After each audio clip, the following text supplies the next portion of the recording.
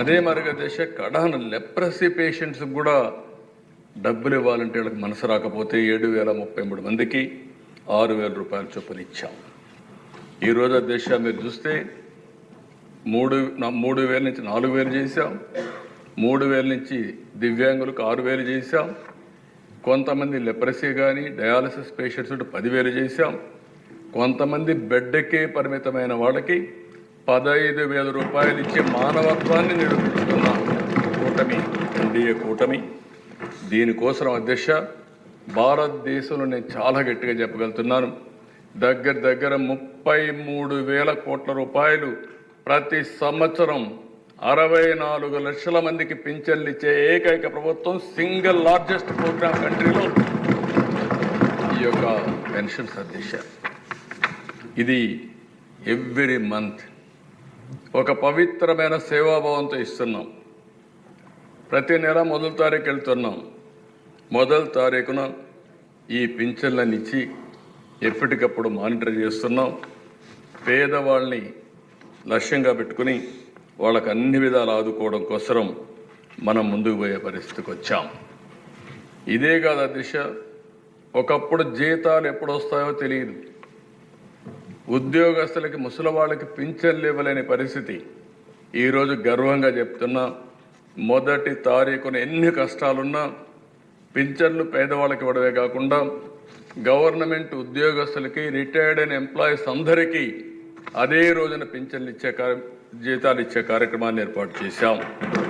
అది ఈ ప్రభుత్వం సాధించిన విజయం అని చెప్పి కూడా నేను మీకు తెలియజేస్తున్నా.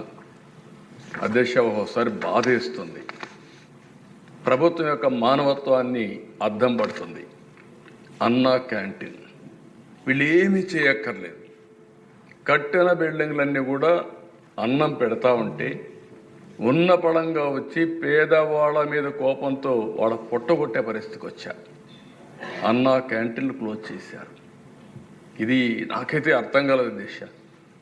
ఈరోజు ఎన్టీ రామారావు గారు తిరుమల తిరుపతి దేవస్థానంలో ఆయన ఆ రోజు ముఖ్యమంత్రిగా వచ్చినప్పుడు అన్నదానం ప్రవేశపెట్టాడు. ఈరోజు 2,000 కోట్ల రూపాయలు కార్పస్ వచ్చింది, వడ్డీతో ఇంకా చాలామంది దానం చేస్తున్నారు. అంటే ఈరోజు ఒక సంకల్పం అనేది ఎవరు చేశారనేది కాదు, అది మంచా చెడా అని ఆలోచించకుండా ఈరోజు అదే కానీ తర్వాత వచ్చిన టీటీడీ బోర్డు కానీ లేకపోతే ముఖ్యమంత్రులు కానీ తిరుమలలో అన్నదానాన్ని కూడా వద్దని చెప్పి క్యాన్సిల్ చేసి ఉంటే ఏమైంది అధ్యక్ష? ఆ విధంగా చేయలేదు కాబట్టి అది కంటిన్యూ అయ్యే పరిస్థితి వచ్చింది. ఈరోజు మేము వస్తానే మళ్ళీ 204 అన్నా క్యాంటీన్లు ప్రారంభించాం. ప్రతి నియోజకవర్గంలో అన్నా క్యాంటీన్లు పెట్టి తద్వారా పేదవాళ్ళందరినీ ఆదుకునే కార్యక్రమానికి శ్రీకారం చుడతాం. ఇది ఈ ప్రభుత్వం యొక్క కమిట్మెంట్ అని చెప్పి కూడా నేను మీకు తెలియజేస్తున్నా. అదే మరిగా దిశ, ఈరోజు మనం ఒకసారి చూస్తే ఈరోజు దీపం కార్యక్రమం పేదవాళ్ళ కోసం ఏదైతే ఎన్నికల మేనిఫెస్టోలో మేము చాలా స్పష్టంగా చెప్పాం, దాని ప్రకారం ఈరోజు 3 ఉచిత గ్యాస్ సిలిండర్లు ఇస్తామని హామీ ఇచ్చాం. ఇప్పటికే 1 రిలీజ్ చేశాం, 3 కూడా ఇచ్చేదానికి సిద్ధపడ్డాం. ఈరోజు మీరు చూస్తే 48 అవర్స్లో వాళ్ళు కట్టిన తర్వాత తిరిగి వాళ్ళకి డబ్బులన్నీ కూడా రీపే చేస్తున్నాం. ఈ ఒక్క ప్రోగ్రాంలో 2,684 కోట్ల రూపాయలు ఖర్చు అవుతుంది. ఇప్పటికే 1 కోటి మంది రిజిస్ట్రేషన్ చేసుకున్నారు, 80 లక్షల మందికి ఇచ్చాం.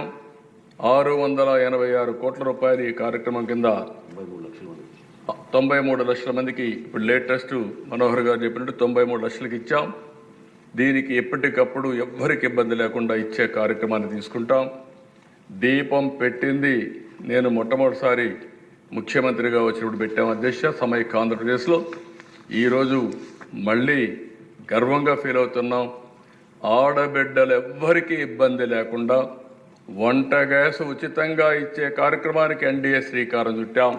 ఇది ఒక పెద్ద అచీవ్మెంట్ అని చెప్పి కూడా నేను మీకు తెలియజేస్తున్నా. ఇదే కదా అధ్యక్ష, ఈరోజు ఈ సభ ద్వారా నేను ఒకటే హామీ ఇస్తున్నా, తొందరలోనే ఇప్పటికీ డిఎస్సి అనౌన్స్ చేశాం, దానికి కూడా శ్రీకారం చుడతాం. రాబోయే సంవత్సరం 16,384 ఉద్యోగాలు ఏవైతే చెప్పామో రిక్రూట్ చేసి ట్రైన్ చేసి పోస్టింగ్స్ ఇచ్చి పాఠశాలలు ఓపెన్ చేస్తామని చెప్పి కూడా నిరుద్యోగులందరికీ హామీ ఇస్తున్నాం. దానికి కూడా శ్రీకారం చుడుతున్నాం. ఇది కాకుండా దిశ ఇబ్బందులు ఎన్నున్నా ఇచ్చిన హామీలు నిలబెట్టుకుంటామని చెప్పాం. మే నెలలో తల్లికి వందనం, ఎంతమంది పిల్లలున్నా అంతమందికి డబ్బులు ఇచ్చే కార్యక్రమానికి శ్రీకారం చుడతాం. ఆ కార్యక్రమాన్ని కూడా ముందుకు తీసుకెళ్తాం.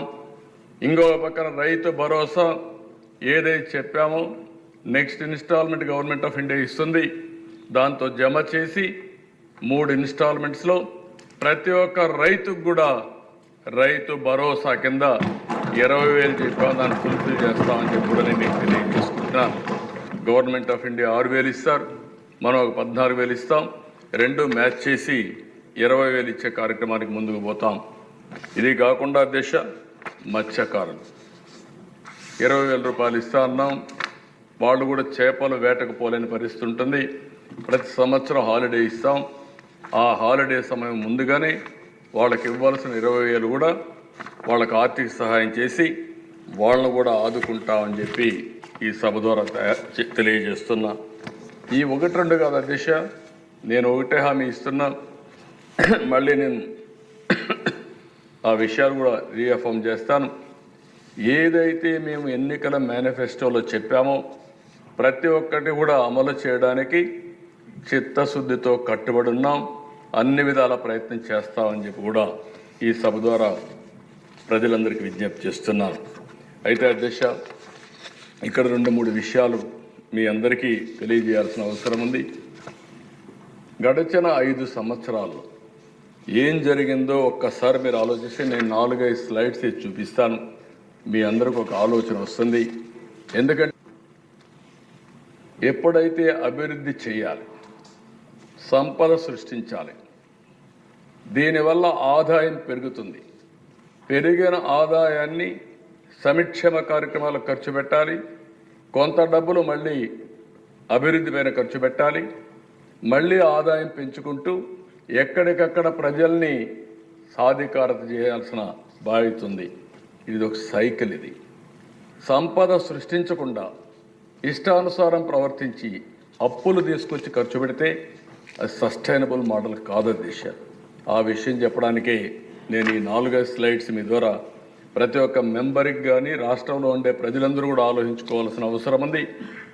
అభివృద్ధి జరిగితే ఏం జరుగుతుంది, సుపరిపాలన ఉంటే ఏ విధంగా ఉంటుంది, అభివృద్ధి జరగకపోతే ఎలాంటి ఇబ్బందులు వస్తాయో మన రాష్ట్రం 5 సంవత్సరాలకు ఉదాహరణ.